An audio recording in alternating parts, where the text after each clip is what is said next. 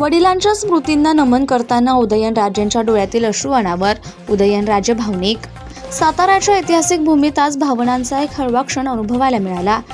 कोडोली येथील छत्रपती प्रतापसिंह महाराज आयुर्वेदिक उद्यानात श्रीमंत छत्रपती प्रतापसिंह महाराज यांच्या शिल्पास पुष्पहार अर्पण करून त्यांना आदरांजली वाहण्यात आली.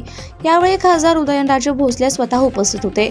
शिल्पासमोर उभे राहून वडिलांच्या स्मृतींना नमन करताना त्यांच्या डोळ्यातील अश्रू अनावर झाले. काही क्षण ते निशब्द उभे राहिले. त्या क्षणी एक खासदार नव्हे तर आपल्या वडिलांची आठवण काढणारा मुलगा दिसत होता.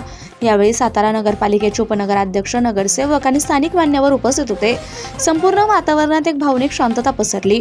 प्रतापसिंह महाराजांची परंपरा, त्यांचा वारसा आणि त्यांची शिकवण पुढे नेण्याचा निर्धार करत उदयनराजेंनी वडिलांना कृतज्ञतापूर्वक अभिवादन केले.